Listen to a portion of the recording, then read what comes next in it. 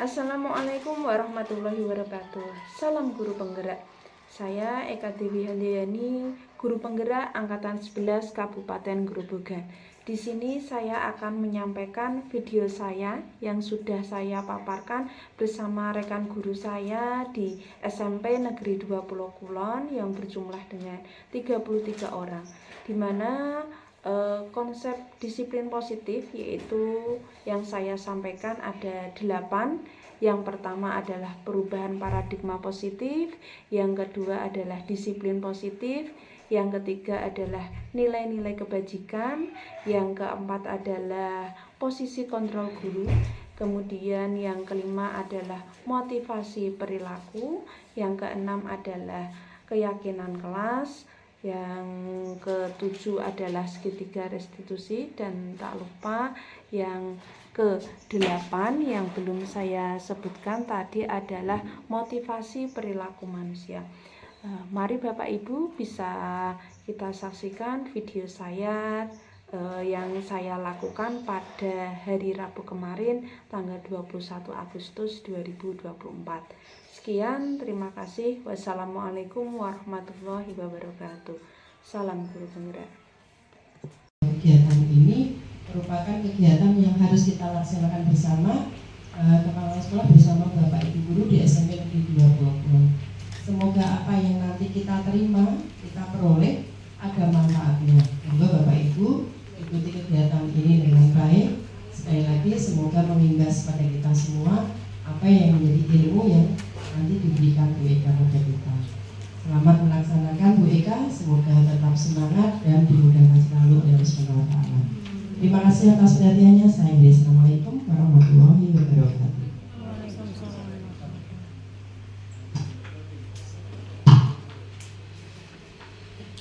Assalamualaikum warahmatullahi wabarakatuh. Yang saya hormati Ibu Kepala SMP Negeri 2 Pulau Kulon, Ibu Hajah Munawarroh Sarjana Pendidikan Magister Pendidikan. Yang saya hormati Bapak Ibu dan tenaga kependidikan SMP Negeri 2 Pulau Kulon. Pertama, marilah kita panjatkan puji syukur kehadirat Tuhan Yang Maha Esa, di mana pada kesempatan siang hari ini kita bisa berkumpul dalam keadaan sehat walafiat. Yang kedua, sholawat serta salam kita haturkan kepada junjungan kita Nabi Muhammad Shallallahu Alaihi Wasallam yang kita tunggu-tunggu syafaatnya di hari akhir nanti. Terima kasih Bapak Ibu semuanya telah meluangkan waktu untuk mendengarkan pemaparan saya tentang pemahaman budaya positif. Begitu nih Bapak Ibu. Sebelumnya kira-kira Bapak Ibu semuanya pernah mendengar tentang kata budaya positif. Menurut Bapak Ibu, yang terbersih tentang kata-kata budaya positif itu apa nih? Siapa yang mau menyampaikan pendapatnya? Budaya positif, kira-kira yang terbersih di pikiran Bapak Ibu? Contohnya? Contohnya seperti apa, Bung? Senyum, salam, sapa. Ya, itu contohnya. Kemudian ada yang mau menyampaikan lagi? Selain ya, tentunya di lingkungan kita sudah melakukan budaya positif. Selain ya itu berisi Asmaul Husna. Ya, itu. Kemudian apa lagi Bapak Ibu? Setelah Asmaul Husna biasanya ya literasi. Ya, itu adalah salah satu budaya positif yang berada di SMP Negeri 2 Pulau Kulon. Jadi dari sini yang dimaksud dengan budaya positif adalah nilai-nilai kebajikan yang diyakini oleh sekolah kita sehingga menjadi ciri khas dari sekolah kita. Ini budaya positif adalah sebuah nilai kebajikan yang menjadi keyakinan dan pada akhirnya menjadi karakter atau ciri khas dari sebuah komunitas atau lembaga. Dari sini kira-kira budaya positif itu penting atau tidak nih? Sangat penting. Sangat penting. Alasannya bagaimana Pak Warjo?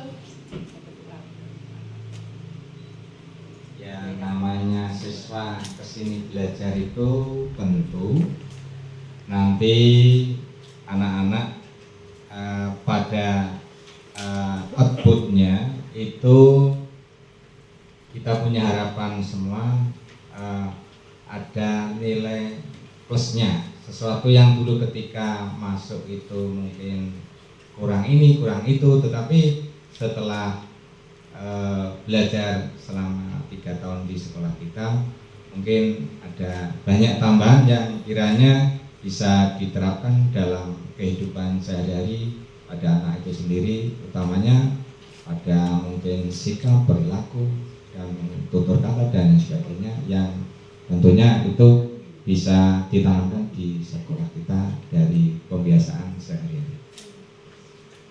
Terima kasih Pak Warjo atas pendapat yang disampaikan. Ya, ternyata budaya positif itu sangat penting Bapak Ibu. Penting untuk kita sendiri, juga penting untuk anak didik kita. Karena budaya positif itu menimbulkan motivasi intrinsik, yaitu kesadaran dalam dirinya sendiri-sendiri. Kesadaran untuk datang tepat waktu, kesadaran akan tanggung jawabnya. Kemudian contohnya lagi tadi sudah disampaikan bahwa budaya positif salah satunya Asmaul Husna. Kemudian salam senyum sapa. Dari itu semua maka akan mewujudkan profil pelajar Pancasila, yaitu dengan beriman bertakwa dan berakhlak mulia. Begitu Bapak Ibu. Kemudian konsep dari inti budaya positif yang pertama adalah paradigma perubahan positif, yang kedua adalah disiplin positif, yang ketiga adalah nilai-nilai kebajikan, yang keempat adalah motivasi, yang kelima adalah kebutuhan dasar manusia, keenam adalah posisi kontrol guru, yang ketujuh adalah keyakinan kelas, dan yang kedelapan adalah segitiga restitusi. Pertama tentang pembelajaran paradigma. Tentunya di sekolah kita sudah menerapkan pembelajaran yang berpusat pada peserta didik. Untuk mengingat lagi, pembelajaran yang berpusat pada peserta didik, pembelajaran yang bagaimana nih Bapak Ibu?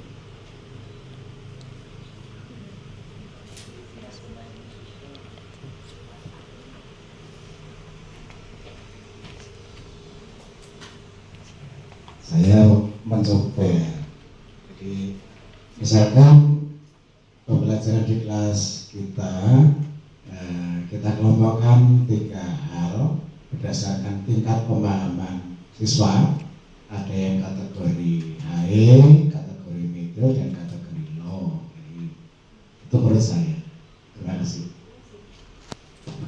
Terima kasih atas tanggapannya. Ya, kita ingat dan yang berpusat pada peserta didik adalah pembelajaran yang berpusat pada peserta didik, di mana anak itu aktif untuk bisa memecahkan masalah, mandiri dalam melaksanakan tugas, dan Bapak Ibu yaitu sebagai fasilitator dalam kegiatan tersebut.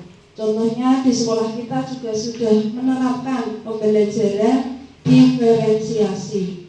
Pembelajaran diferensiasi inilah yang menjadi prinsip perubahan pembelajaran paradigma. Tadi bahwa pembelajaran diferensiasi yaitu adalah pembelajaran yang sesuai dengan kebutuhan peserta didik, yaitu di mana setiap anak memiliki kebutuhan yang berbeda-beda. Jadi setiap anak memiliki minat, potensi yang berbeda-beda. Sehingga menurut ajaran dari Hajar Dewantara yaitu menyebutkan bahwa pendidikan itu harus menuntun, ya. Kita harus memberikan contoh yang baik kepada anak-anak kita. Nah, dari memberikan contoh yang baik tadi sama seperti tadi nanti akan memberikan sebuah profil pelajar Pancasila yang tentunya kita ingat bahwa ada 6 dimensi dari profil pelajar Pancasila. Itu yang pertama, beriman dan bertakwa kepada Tuhan Yang Maha Esa dan berakhlak mulia. yang kedua adalah mandiri, kemudian yang ketiga adalah bergotong royong, keempat adalah bernalar kritis, kelima adalah kreatif, dan yang terakhir adalah berkebinekaan global. Itu tadi bahwa kesimpulannya prinsip pembelajaran paradigma yaitu tentang pembelajaran diferensiasi.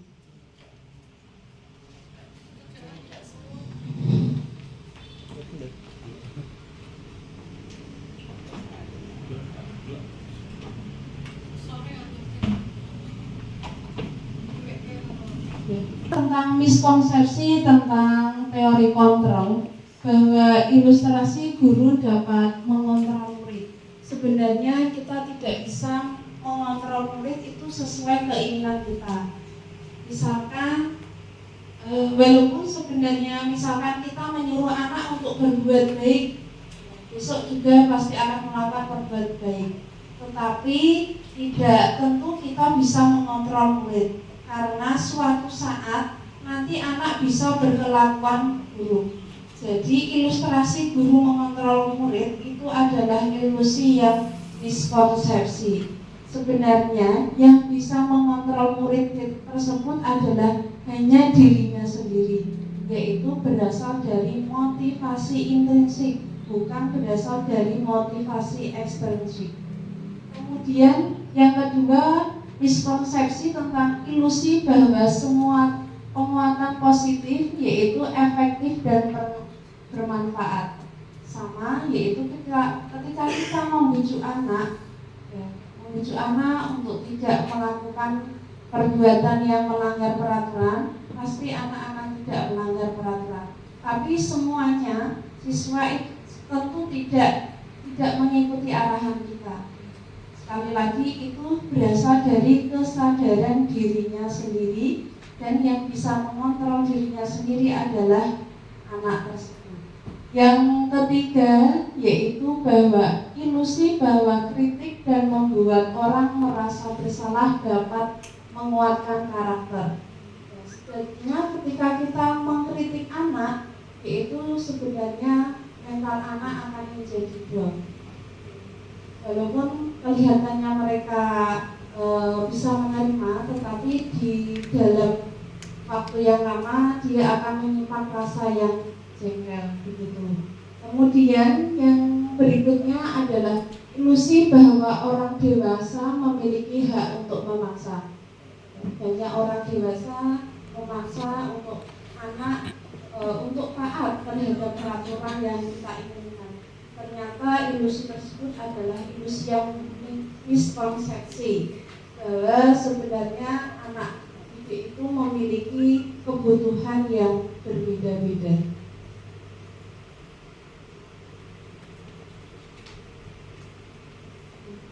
Ini adalah perubahan paradigma stimulus respon dengan teori kontrol.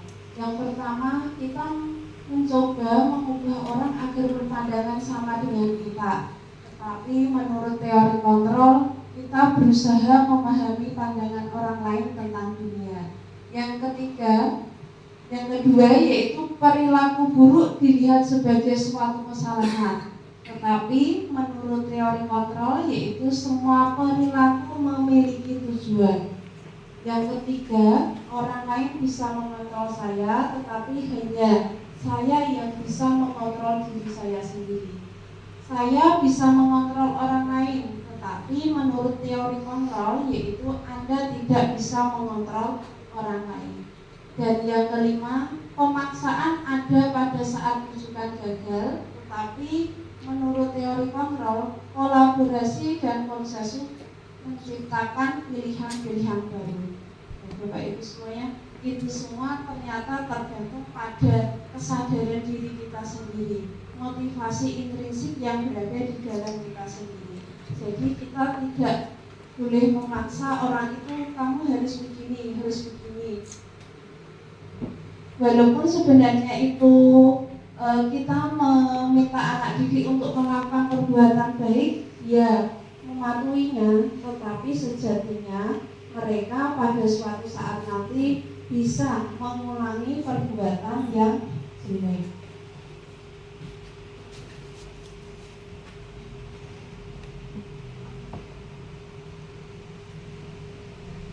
Berikutnya yaitu mengenai disiplin positif. Disiplin, ya, rata-rata kalau kita mendengar disiplin itu adalah aturan. Ya, kalau ada aturan pasti ada sanksi atau pasti ada hukumannya.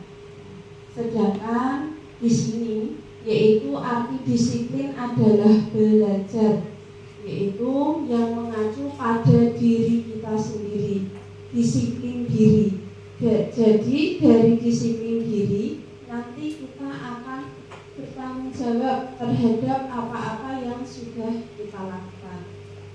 Kemudian disiplin positif merupakan salah satu cara penerapan disiplin yang bertujuan untuk menumbuhkan kesadaran serta memberdayakan peserta didik tanpa imbalan atau reward. Contohnya ketika misalkan di saat pagi hari, ketika siswa masuk di sekolah, yaitu aturannya adalah jam 7.15. Ya. Kesadaran dari siswa itu ketika masuk sekolah jam 7.15 itu kesadaran dari dirinya sendiri atau kesadaran takut kalau dihukum atau ada rasa kecemasan tersendiri. Jadi disiplin diri itu juga perlu ditanamkan di dalam diri kita. Kemudian sebagai pendidik tujuan kita adalah menciptakan peserta didik yang memiliki disiplin diri, sehingga mereka berperilaku mengacu kepada nilai-nilai kebajikan universal dan memiliki motivasi intrinsik dalam perubahan perilaku ke arah yang lebih baik.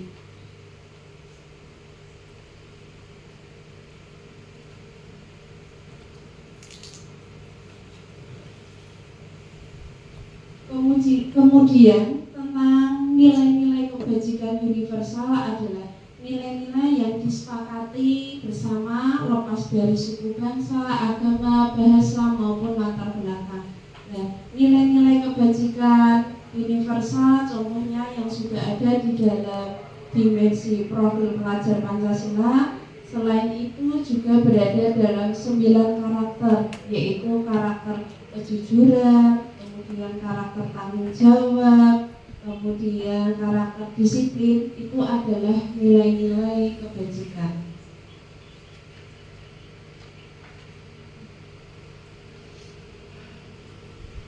Berikutnya yaitu tentang 5 kebutuhan dasar manusia. Kita sebagai manusia memiliki 5 kebutuhan dasar. Yang pertama adalah kebutuhan bertahan hidup, yaitu makan, minum, itu adalah kebutuhan bertahan hidup. Yang kedua adalah kebutuhan kasih sayang. Kita perlu diterima, menerima, itu adalah kasih sayang. Kemudian kebutuhan dasar yang ketiga adalah kebebasan, bebas untuk mengungkapkan ekspresi yang diinginkan. Yang keempat adalah kebutuhan dasar kesenangan. Jadi kita juga butuh kesenangan untuk refreshing, misalkan dengan jalan-jalan, dengan berkunjung ke wisata, itu adalah kebutuhan kesenangan. Dan yang kelima, kebutuhan dasar manusia adalah penguasaan. Penguasaan misalnya ingin dipuji oleh manusia, yang misalkan kita berhasil dalam melakukan sesuatu hal, itu termasuk dalam kebutuhan penguasaan. Kemudian konsep disiplin dengan identitas yang gagal, yaitu yang pertama hukuman, yaitu sangat menyakitkan, kemudian tidak nyaman.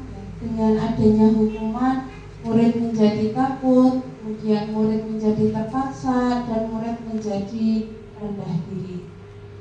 Kemudian dengan perbandingan dengan penghargaan, yaitu ada yang penghargaan menjadikan tidak efektif, penghargaan perusak hubungan, yang ketiga adalah mematikan kreativitas, yang keempat adalah menghukum dengan sistem ranking, dan yang terakhir adalah merampas hak menghargai dirinya.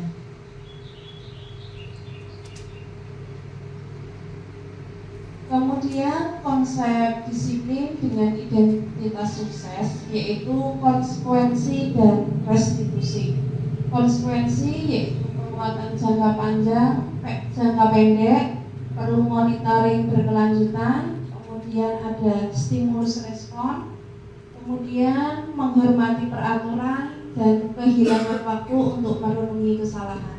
Sedangkan dengan restitusi, yaitu murid bertanggung jawab untuk perilakunya, fokus pada pemecahan masalah jangka panjang, murid menghormati dirinya, kemudian dirinya dapat mengontrol dirinya sendiri, dan murid bersemangat untuk memperbaiki kesalahan. Sebelum menuju ke restitusi, kemarin saya sudah praktek tentang segitiga restitusi. Coba saya akan tampilkan.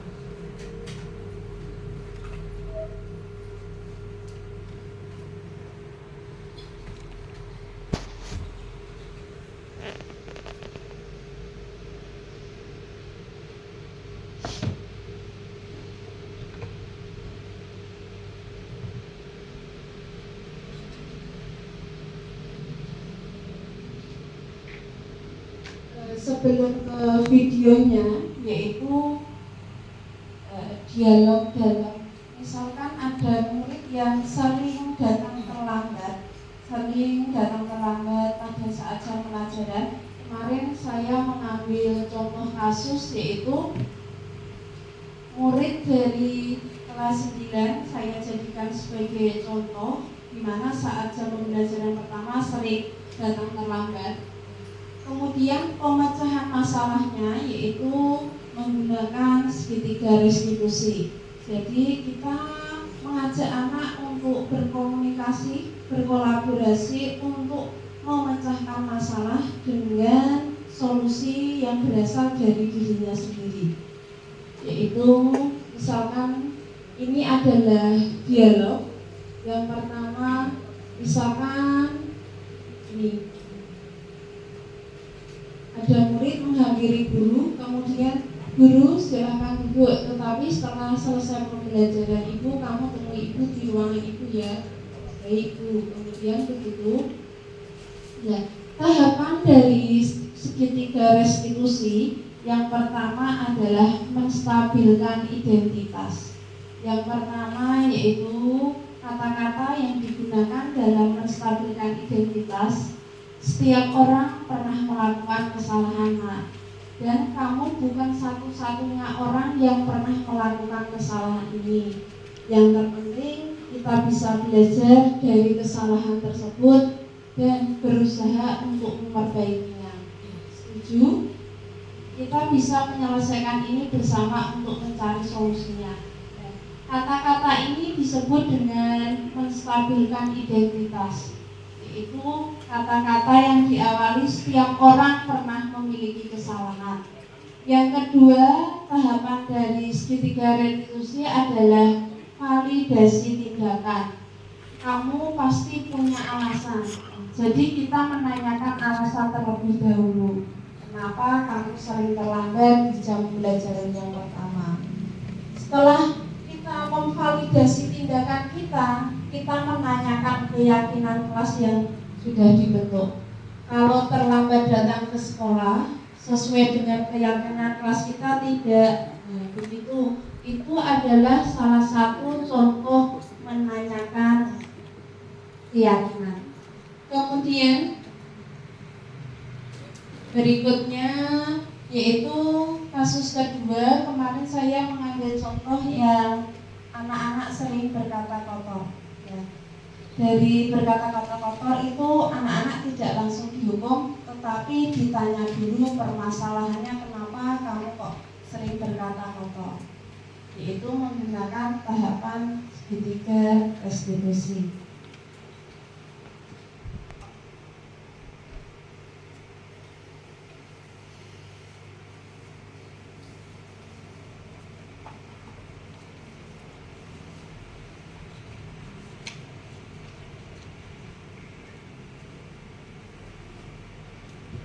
Kemudian tentang 5 posisi kontrol guru.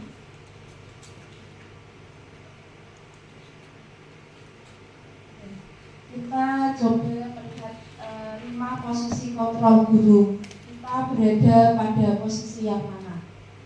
Misalkan ada kasus anak yang tidak memakai atribut lengkap. Contohnya tentang posisi kontrol guru yang pertama, kita menyuruh anak untuk hormat bendera 1 jam. Berarti posisi kontrol guru adalah sebagai penghukum.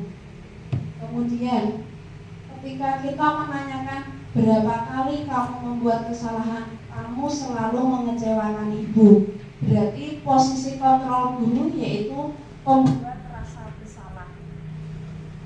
Yaitu kita merasa bahwa anak itu bersalah terhadap apa yang dilakukannya. Yang ketiga yaitu 5 posisi kontrol guru adalah ayo bantulah demi bapak ya. Nah, itu adalah posisi kontrol guru sebagai teman. Nah, posisi kontrol guru sebagai teman ini kadang suatu saat bisa mengecewakan anak. Misalkan ketika anak itu ada kasus tetapi kita tidak bisa membantunya, ya, itu bisa membuat anak kecewa. Kemudian apabila ada perkataan kamu sudah melanggar peraturan sekolah, kamu tahu konsekuensinya, berarti posisi kontrol kita adalah sebagai pemantau. Nah, yang diharapkan posisi kontrol guru adalah sebagai manajer. Posisi kontrol guru apa sebagai manajer? Yaitu anak mengetahui kesalahannya dan anak mencari solusi atas pelanggaran yang dilakukan. Yaitu kata-katanya bisa menggunakan seperti ini. Apakah kamu tahu kesalahanmu? Kemudian kira-kira bagaimana kamu memperbaikinya? Nah, diharapkan posisi kontrol manajer inilah yang diharapkan untuk anak didik kita.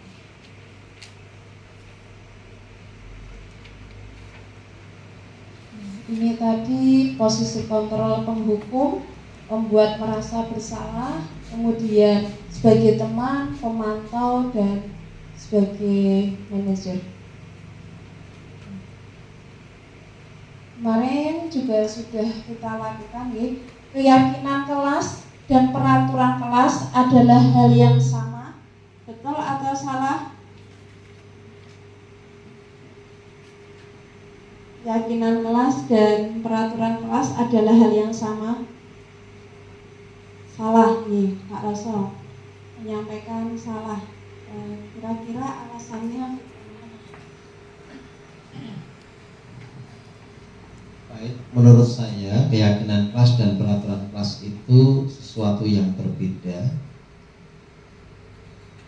Ini tergantung bagaimana membentuk keyakinan kelas dan peraturan kelas. Kalau keyakinan kelas itu berasal dari dalam siswa sendiri. Ini keinginan dalam pikiran, perasaan yang diyakini oleh masing-masing siswa, kemudian dibentuk bersama dalam satu kelas untuk mewujudkan peraturan kelas. Sementara peraturan kelas itu bisa saja berasal dari arahan guru ataupun niru peraturan-peraturan yang mungkin sebetulnya peraturan tersebut sudah ada sebelumnya, tidak berasal dari dasar pemikiran anak secara mandiri. Jadi kalau keyakinan itu berasal dari diri siswa sendiri, yang kemudian nanti dari sekian banyak keyakinan itu disepakati bersama untuk mewujudkan sesuatu yang baik tentu saja, karena ini terkait dengan keyakinan kelas, baik itu dalam meraih tingkat prestasi maupun pengelolaan perilaku siswa di kelas. Demikian. Terima kasih Pak Rosa atas pendapatnya. Oke. Kita lihat bersama-sama. Keyakinan kelas dan peraturan kelas adalah hal yang sama. Ya, salah nih. Kalau keyakinan kelas tadi sudah disampaikan oleh Pak Rosa bahwa keyakinan kelas itu berasal dari keinginan anak-anak terhadap apa yang diyakini di dalam kelas tersebut. Sedangkan peraturan tadi juga Pak Rosa sudah menyampaikan bahwa peraturan itu bisa meniru dari yang sebelum-sebelumnya atau yang sudah dibuat sekolah tanpa melibatkan murid dan guru. Jadi keyakinan adalah sebuah nilai-nilai kebajikan yang sudah diyakini yang berasal dari murid. Ya, jadi ada sepengetahuan antara murid dan guru, kemudian murid dengan murid. Berikutnya yaitu keyakinan kelas berlandaskan nilai-nilai kebajikan atau prinsip universal. Betul atau salah Bapak Ibu? Nilai-nilai keyakinan kelas berdasarkan nilai-nilai kebajikan atau prinsip-prinsip universal.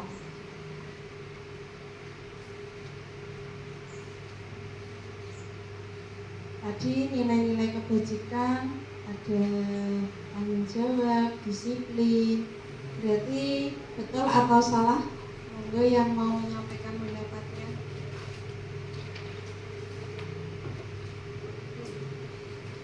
Betul nggih? Ya, betul. Berasal dari nilai-nilai kebajikan. Kemudian, apa nilai kebajikan atau keyakinan yang ingin diangkat dari peraturan-peraturan berikut? Yaitu menggunakan helm saat mengendarai motor. Berarti nilai kebajikannya adalah nilai keselamatan. Nilai-nilai kebajikan adalah nilai-nilai yang disepakati bersama. Contohnya ketika pandemi COVID-19 kemarin, ketika kita keluar rumah pasti selalu menggunakan masker. Nah, itu adalah salah satu nilai kebajikan di mana kita yakin bahwa kalau kita tidak menggunakan masker bisa tertular virus. Begitu. Kemudian membuang sampah pada tempatnya. Nah, nilai keyakinan yang diangkat dari sini adalah tentang kebersihan. Kemudian dilarang menggunakan kata-kata kasar. Berarti nilai kebajikannya yaitu untuk santun, menumbuhkan budaya positif. Kemudian urutan langkah-langkah yaitu dalam menetapkan keyakinan kelas serta pendalamannya, yaitu yang pertama kita lihat dulu bersama-sama.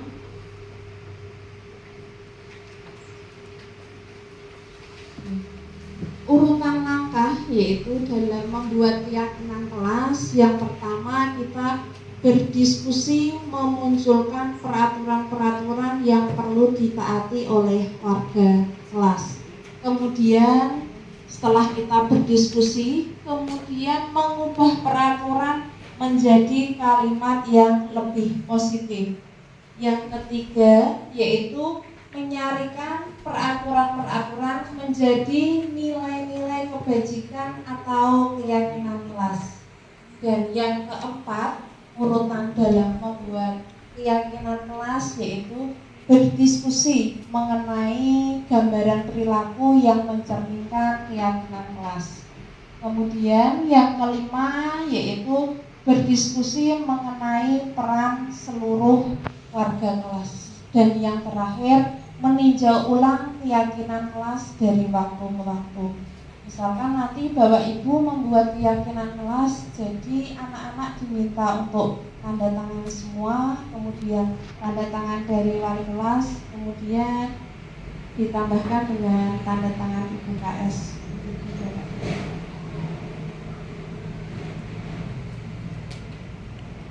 Tadi saya sudah menyampaikan tentang 5 kebutuhan dasar manusia. Yang pertama kira-kira kebutuhan dasar besar apa nih? Melengkapi kesenangan. Yang kedua,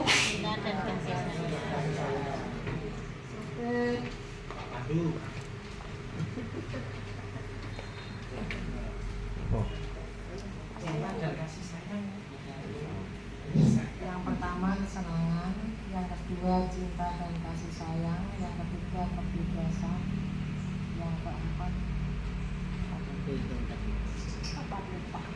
yang kelima itu guru nete.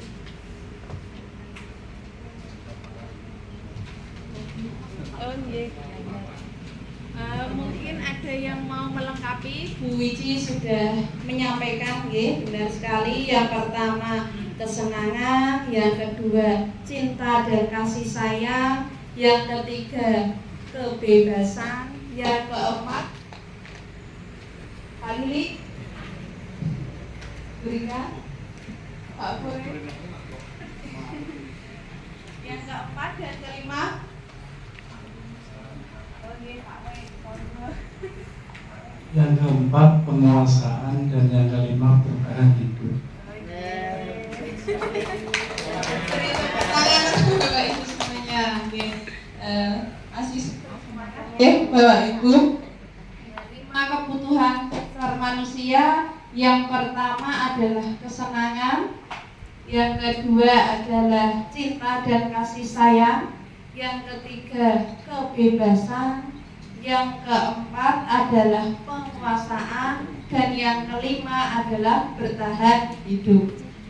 Bapak Ibu pasti fokus yang nomor 2 ya, cinta dan kasih sayang. Kita semuanya ternyata begitu. Di cetak lagi ini digang-gang ini. Ngetah jenengan.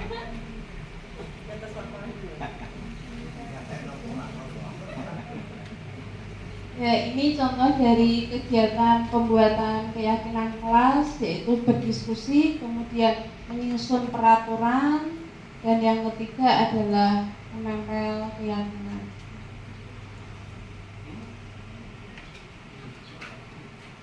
Jadi ini tentang segitiga restitusi ya. Segitiga restitusi yaitu suatu proses dialog yang dijalankan guru dengan rekan sejawat, bahkan dengan orang tua, dapat menghasilkan murid mandiri yang bertanggung jawab.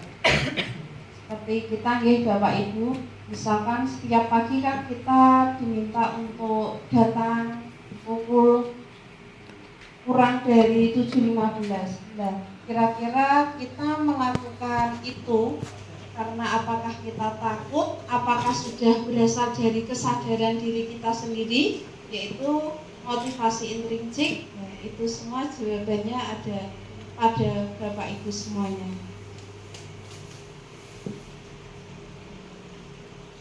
Ini nanti contoh saya sampaikan, saya sambungkan terlebih dahulu.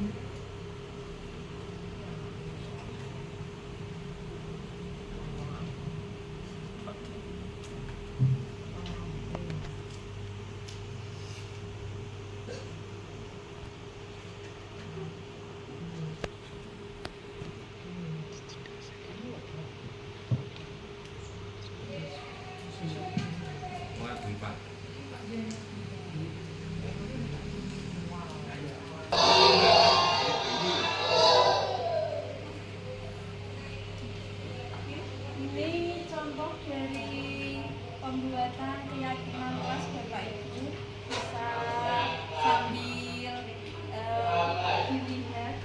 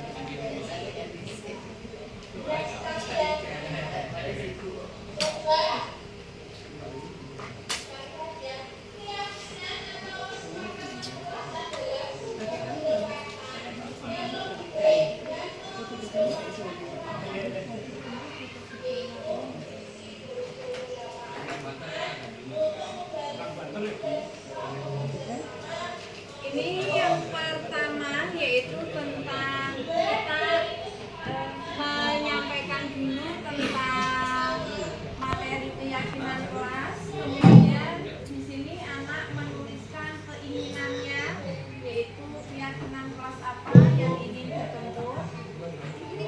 Kemudian menempelkan. Dalam menempelkan itu yaitu melihat kata-kata yang belum menggunakan kata-kata positif. Misalkan dilarang masuk kelas bila telat. Nah, kita ubah menjadi kalimat positif, yaitu masuk kelas dengan tepat waktu. Itu ya. Tidak boleh berkelahi, tidak boleh bertengkar ya. Kata-kata tidak kita ubah menjadi kalimat positif. Begitu Bapak Ibu. Ya, karena sekolah kita juga sekolah ramah anak dan kurikulum merdeka, kemarin kita juga sudah membuat seperti itu. Kemudian dari keyakinan kelas yang dibentuk, anak-anak menuliskan tanda tangan bersama-sama, kemudian ditempel di kelas tersebut.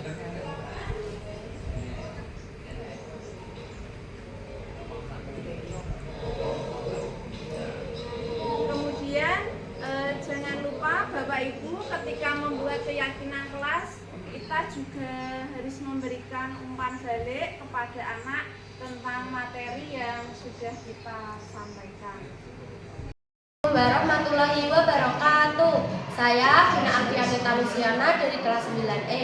Saya sangat senang sekali diajak membuat keyakinan kelas karena keinginan saya tentang keyakinan kelas bisa diutarakan di depan kelas. Wassalamualaikum warahmatullahi wabarakatuh. Itu tadi adalah contoh video tentang keyakinan kelas. Selanjutnya yaitu tentang video dalam menyelesaikan masalah menggunakan segitiga restitusi. Jadi kita memposisikan guru bukan sebagai penghukum, tetapi diharapkan sebagai manajer.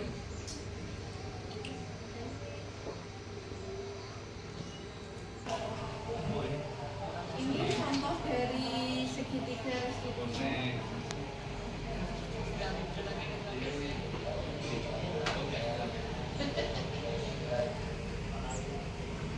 Pertama kita menanyakan dulu, kenapa kamu ibu panggil di ruangan ini. Jadi anak tahu kesalahannya, yaitu terlambat.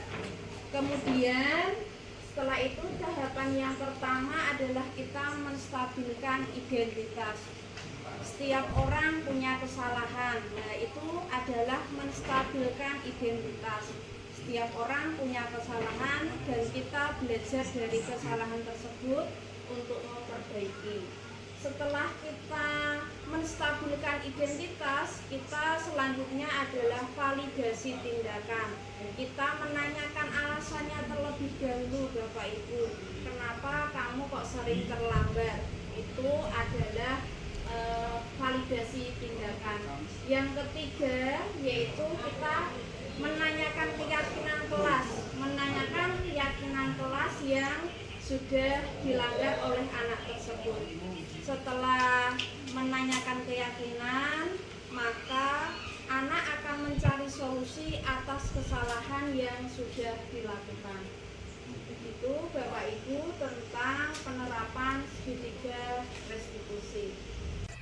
Ya, itu tadi tentang segitiga restitusi Bapak Ibu. Kemudian ya jangan lupa Bapak Ibu, kita semua diharapkan ketika ada masalah, yaitu anak mengalami masalah, maka kita sebaiknya melakukan kolaborasi dan berkomunikasi dengan anak tersebut, yaitu dengan kita menerapkan pembuatan segitiga restitusi. Ini saya carikan dulu video tentang umpan balik terhadap aksi atau kegiatan segitiga restitusi yang sudah saya lakukan. Sebentar nih Bapak Ibu. Assalamualaikum warahmatullahi wabarakatuh. Saya Teresia Yata Jumi Putri dari kelas 9A. Terima kasih Bu Guru, saya senang sekali diajak berdiskusi dengan Ibu untuk menemukan solusi atas kesalahan yang saya lakukan. Saya tidak akan mengulangi lagi tindakan yang saya lakukan. Terima kasih Bu. Assalamualaikum warahmatullahi wabarakatuh. Assalamualaikum warahmatullahi wabarakatuh. Saya Jati Nugroho dari kelas 9C. Terima kasih Bu sudah mengajak saya untuk berdiskusi menemukan solusi kesalahan yang saya lakukan. Saya tidak akan begadang lagi supaya tidak terlambat pergi ke sekolah. Terima kasih. Wassalamualaikum warahmatullahi wabarakatuh. Assalamualaikum warahmatullahi wabarakatuh. Saya Suroso SPD dari Bahasa Inggris. Tadi telah mengikuti apa yang telah dipaparkan oleh Bu Eka terkait dengan apa yang disampaikan, sangat bagus, memotivasi kepada kami dan memberi inspirasi kepada kami bagaimana sebaiknya kita melakukan kegiatan pembelajaran maupun memperlakukan kepada anak sesuai dengan yang harusnya dilakukan. Semuanya sudah bagus, semuanya baik, dan insya Allah nanti kita bisa terapkan bersama-sama di SMA Negeri 20 Kulon yang pada akhirnya kegiatan ini sangat bermanfaat bagi kita bersama. Sekian dari saya. Assalamualaikum warahmatullahi wabarakatuh. Assalamualaikum warahmatullahi wabarakatuh. Saya Bapak Lilik Dwi Arianto telah mendapatkan paparan dari Bu Eka. Ilmunya sangat bermanfaat bagi teman-teman sejawat dan semoga Bu Eka lebih sukses. Terima kasih. Assalamualaikum warahmatullahi wabarakatuh. Assalamualaikum warahmatullahi wabarakatuh. Setelah saya bersama teman-teman rekan guru menerima pemaparan dari Bu Eka tadi, maka akan bisa menambah ilmu untuk saya dan teman-teman rekan guru yang akan diterapkan untuk pembelajaran yang lebih baik. Assalamualaikum warahmatullahi wabarakatuh.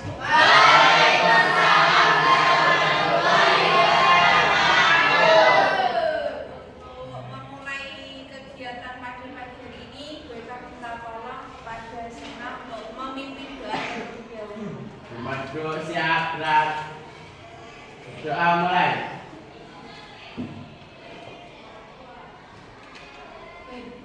Doa selesai. Terima kasih kepada Sena yang sudah memimpin doa. Pada kesempatan pagi hari ini, BK akan menyampaikan materi tentang budaya positif.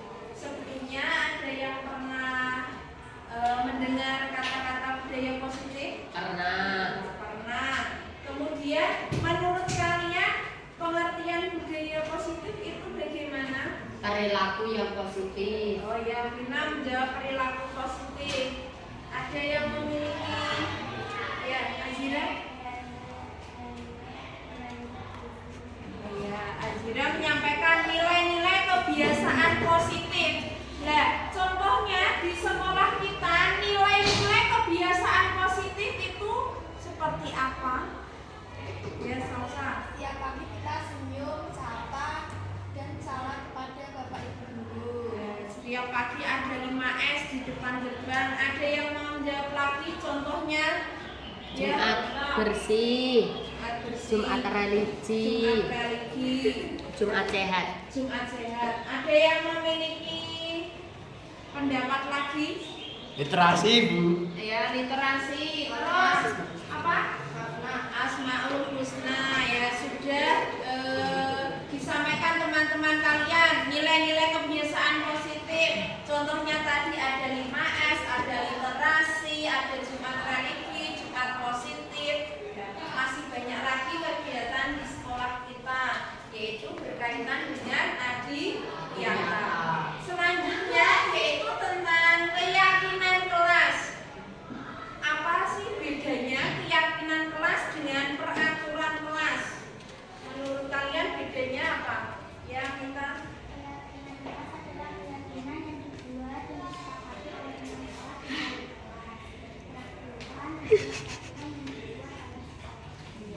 Mita menyampaikan keyakinan kelas itu dibuat berdasarkan antara murid, kemudian dengan guru, kemudian disepakati bersama. Kalau peraturan itu yang membuat adalah sekolah. Nah, itu adalah pendapat dari Mita. Benar sekali ya, anak-anak.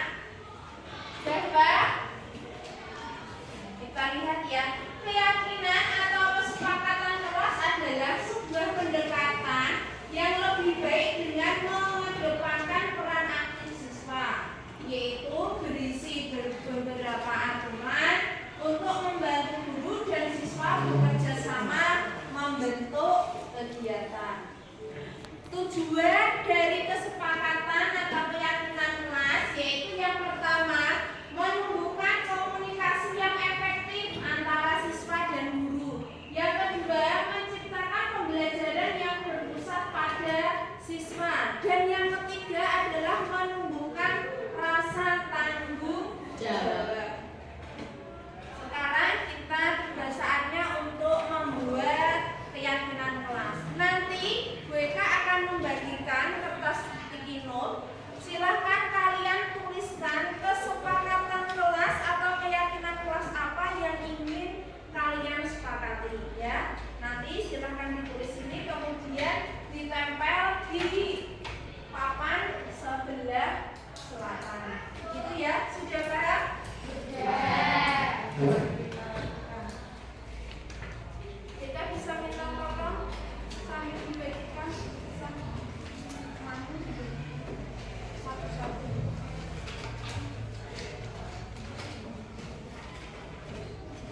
Keyakinan kelas, silakan kalian bisa menggunakan kalimat-kalimat yaitu kalimat positif. Misalkan datang kelas tepat waktu ya, mengerjakan tugas. Itu contoh dari keyakinan kelas yang ingin kalian sepakati bersama. Misalkan boleh makan atau boleh minum di dalam kelas, silakan kalian tuliskan. Yuk, mari tuliskan. Tidak usah diberi nama, tidak apa-apa. Terserah kalian, nanti beda tulis. Sudah mendapat semuanya ya? Sudah. Kalau sudah, kemudian langsung ditempel saja, tidak usah diberi nama.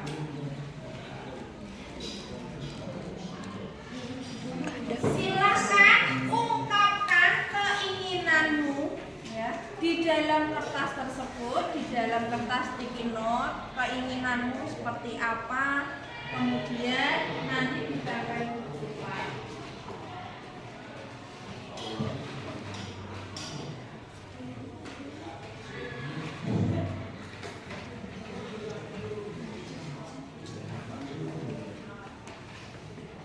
Sudah, Alfian?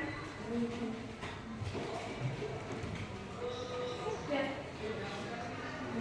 Ya, Bu. Ya, dan ditempel di sana. Sana.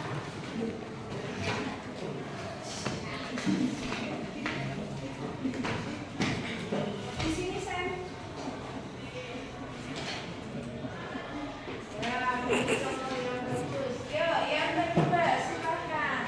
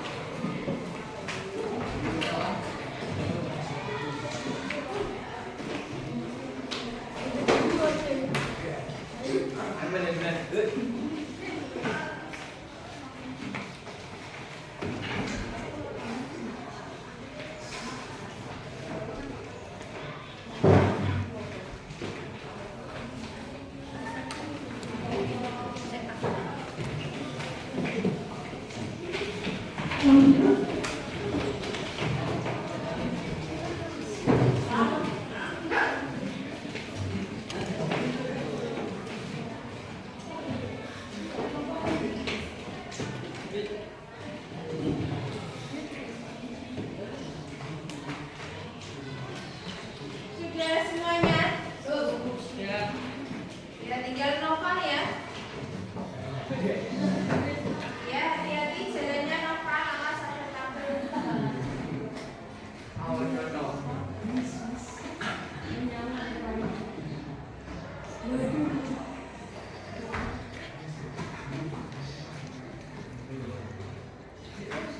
Udah semuanya ya?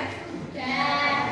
Coba Bu Eka mau merangkum keyakinan kelas, yaitu yang sudah kalian tuliskan, di mana di sini ada kata-kata negatif, yaitu diawali dengan kata tidak boleh. Ya. Dari kata-kata itu mari kita ubah menjadi kalimat positif. Contohnya ini misalkan tidak ramai saat waktu pembelajaran. Kita ubah menjadi kalimat positif. Bagaimana? Mendengarkan guru saat jam pelajaran. Itu ya. Kemudian tidak boleh bolos saat jam pelajaran. Ini juga kita ubah menjadi kalimat positif. Saat jam pelajaran diharapkan tetap di dalam kelas.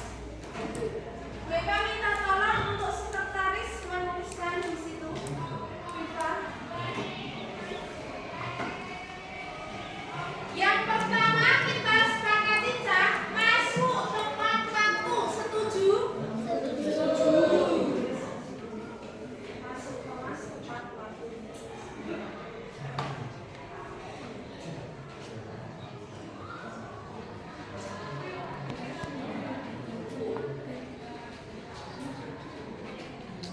Ya, ini sama masuk ke kelas tepat waktu, ini juga sama. Ini juga sama masuk kelas tepat waktu. Yang kedua, yaitu keyakinan kelasnya, yaitu adalah melaksanakan piket. Ditulis melaksanakan piket.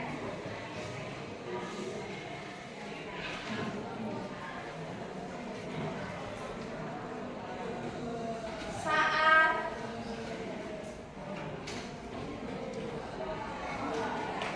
pagi dan pulang.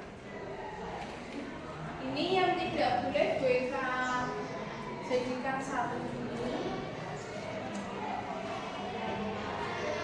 Ini juga sama.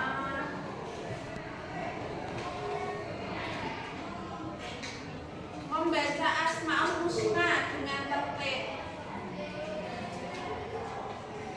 Ya, ini rata-rata keinginan kalian, rata-rata keinginan yang kalian sudah dituliskan, yaitu datang sekolah tepat waktu. Ini juga sama, datang sekolah tepat waktu.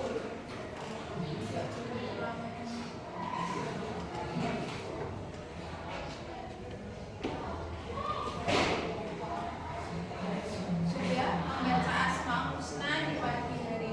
Kemudian berikutnya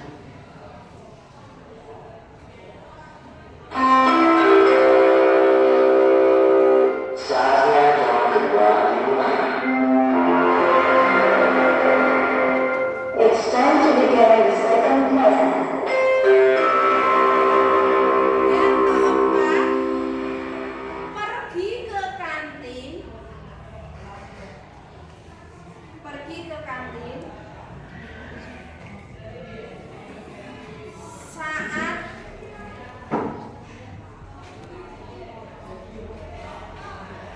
istirahat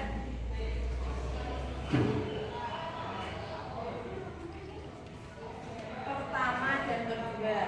Ini teman kalian tidak boleh makan atau pergi ke kantin saat jam pelajaran. Berarti kita ubah kalimatnya pergi ke kantin saat istirahat pertama dan istirahat kedua. Ini sama membaca Asmaul Husna. Yang ke berapa? 5. Mendengarkan guru.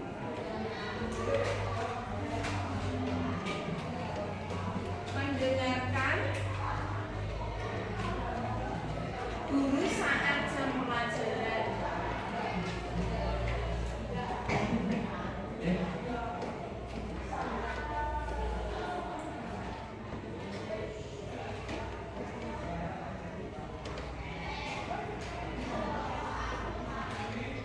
Berikutnya boleh makan dan minum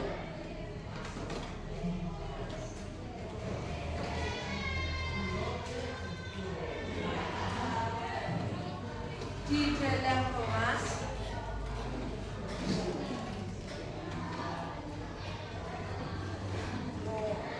atas izin Bapak Ibu.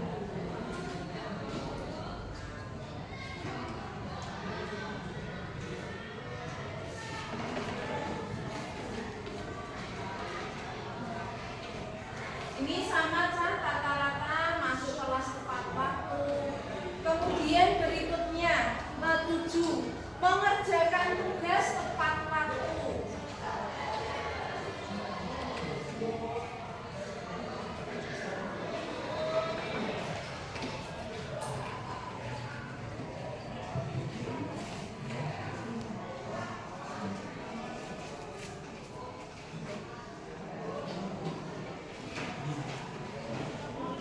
Itu yang sudah gue rangkum. Itu yang Bu Eka sudah rangkum dari keinginanmu selama ini. Ya. Kemudian ini ada tambahan lagi, tidak boleh membawa HP. Berarti kita ubah menjadi kalimat positif. Membawa HP atas izin wali kelas dan guru BK. Itu ya, BK tambahkan yang terakhir nomor 8.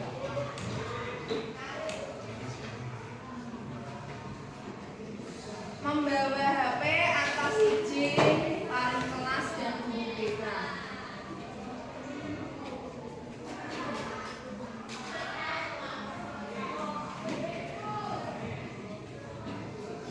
Gimana anak-anak, setuju dengan keyakinan kelas yang sudah kita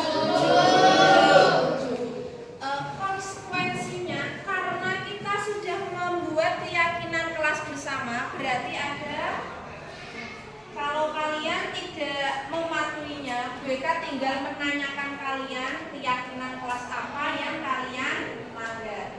Jadi kalian diharapkan mematuhi dan tanggung jawab terhadap keyakinan kelas yang sudah dibentuk. Nah, untuk meyakinkan, maka sekarang anak-anak tanda tangan di bawahnya di sini dulu. Yuk silakan mulai dari Asmatia, tanda tangan di sini kecil-kecil saja. Yuk langsung dilanjut.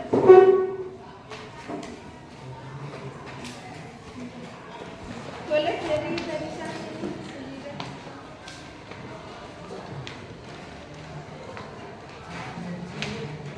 Boleh bawahnya boleh diberi nama.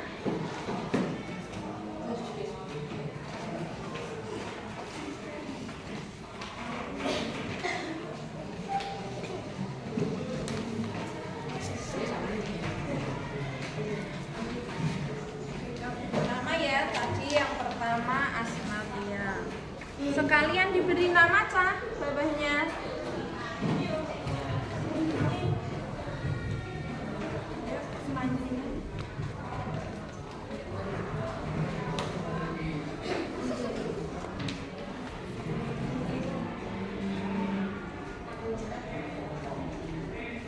Yuk langsung biar cepat maju ke depan.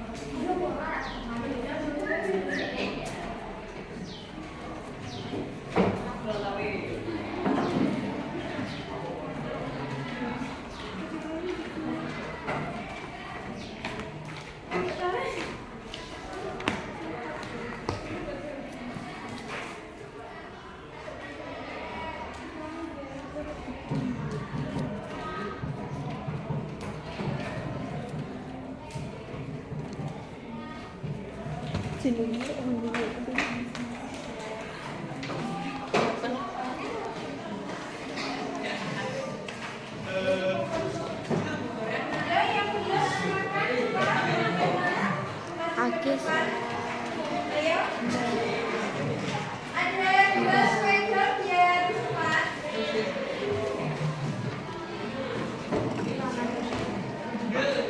Ya, ini ada 3, 1 lagi. Silakan sudah bersama lagi.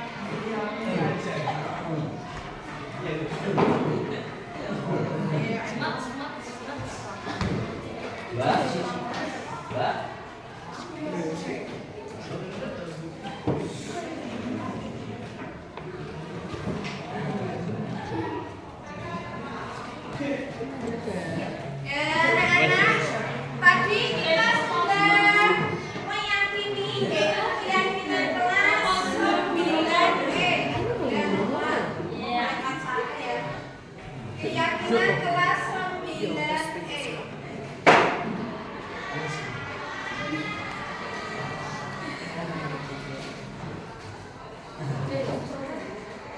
WK bacakan keyakinan kelas yang pertama, masuk kelas tepat waktu. Yang kedua, melaksanakan piket saat pagi dan pulang.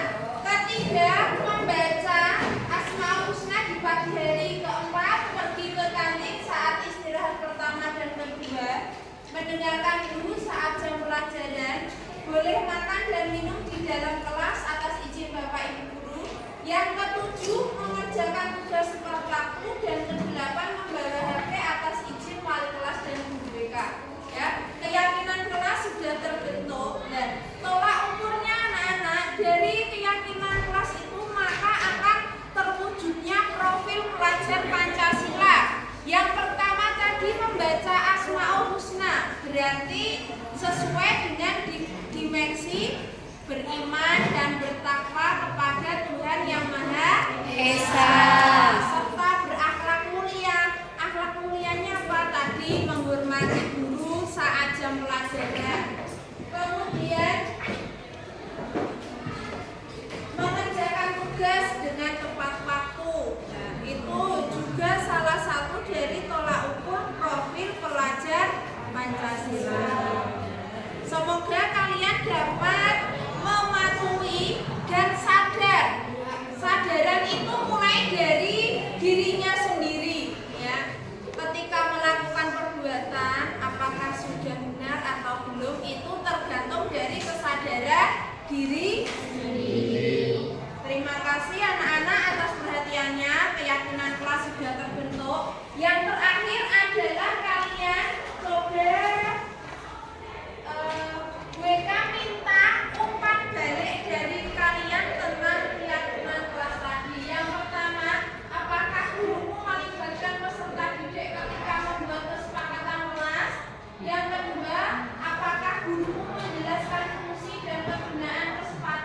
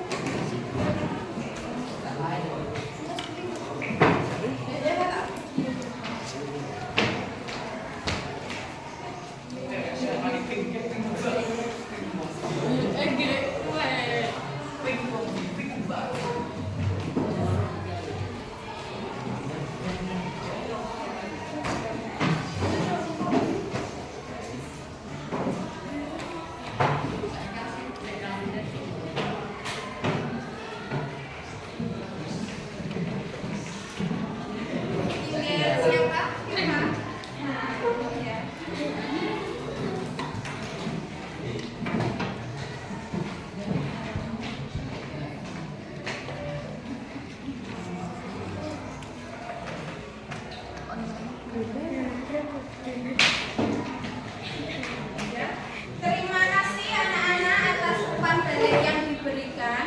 Untuk menutup kegiatan pada pagi hari ini, BK meminta Sena lagi untuk memimpin doa. Coba duduk, siap, gerak. Doa mulai.